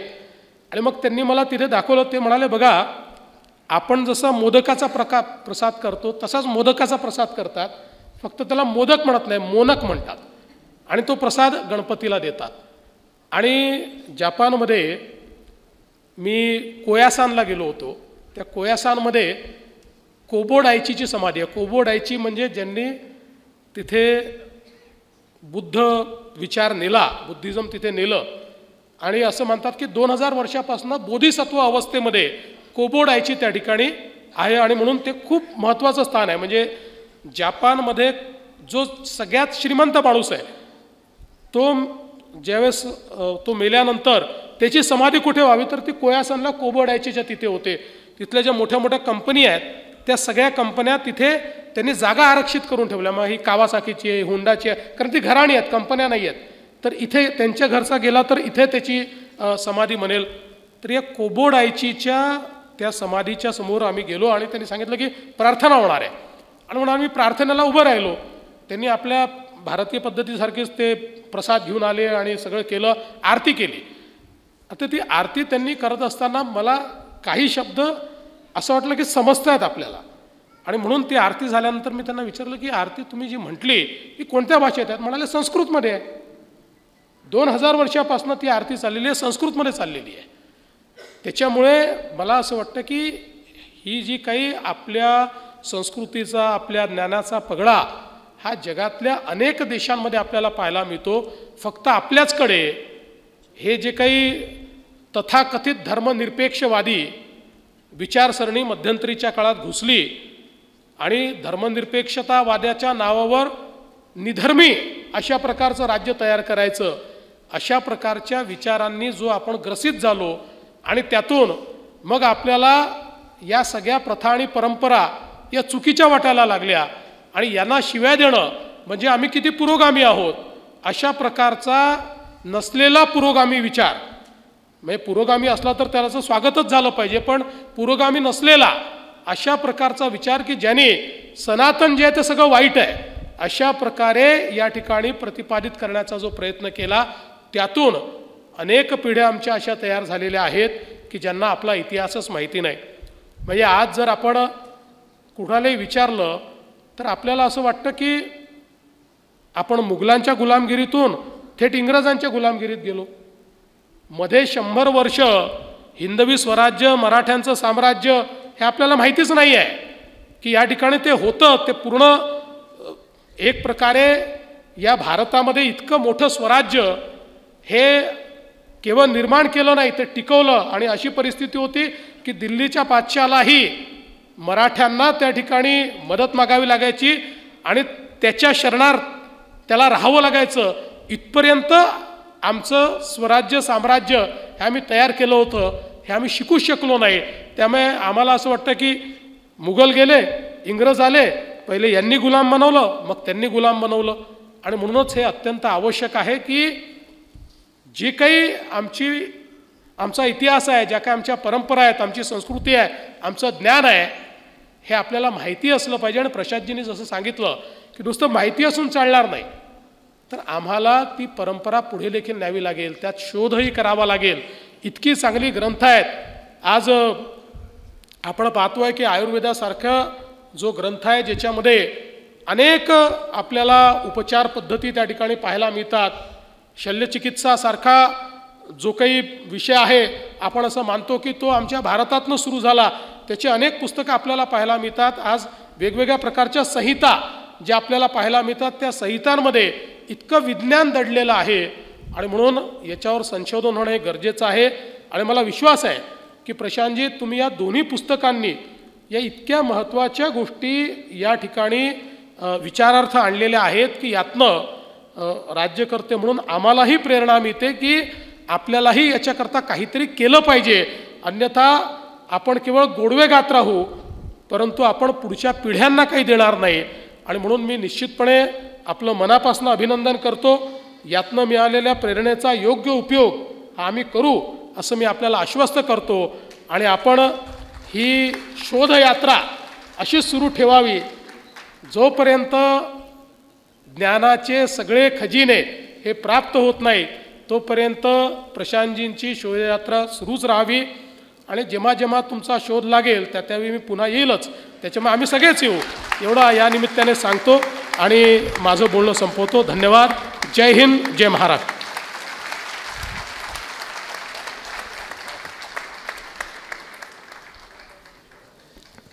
मनापासून धन्यवाद. अतिशय अभ्यासपूर्ण असे विचार आपण मुख्यमंत्री साहेबांचे इथे ऐकले.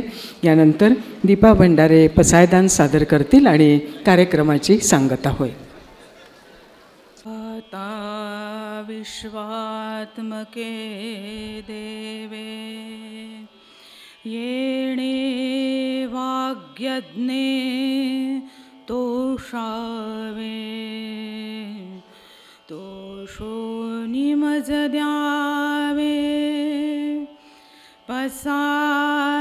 पसायदान जे खळांची व्यंकटी सांडो तया सत्कर्मी रती वाढो भूता परस्परे जडो मैत्र जीवांचे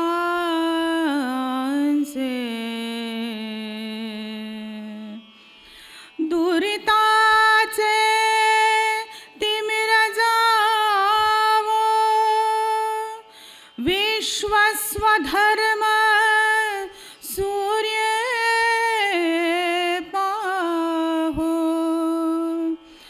जो जे वांछील तो ते लाहो प्राणी जात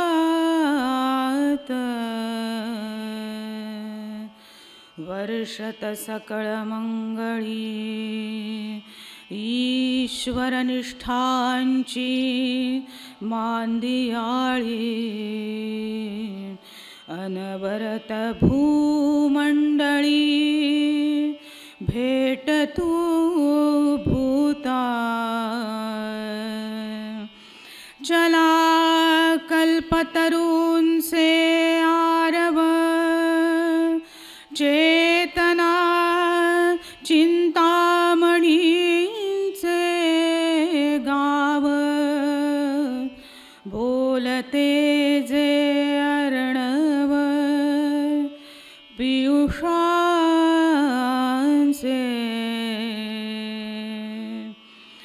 चंद्रमेचे अनांछन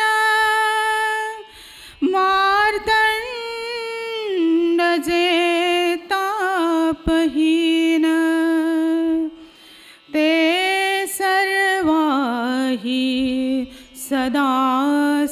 सज्जन सोय रे हो तो किंबहुना सर्वसुखी पूर्ण होवोनी तिन्ही लोकी भजिजो आदि पुरुखी अखंडित आणि ग्रंथोपजीविये विशेषी लोकीये दृष्टादृष्ट विजये होवावे जे येथ म्हणे श्री विश्वेश्वरा हा होईल दान पसावो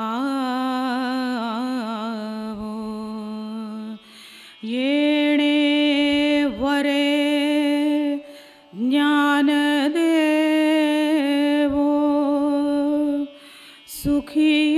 सुखियाच झाला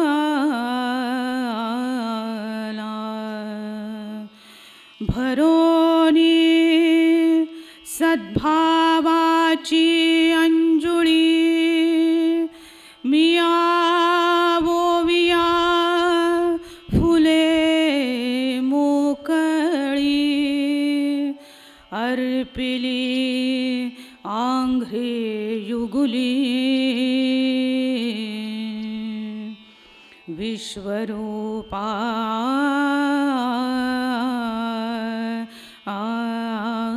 आची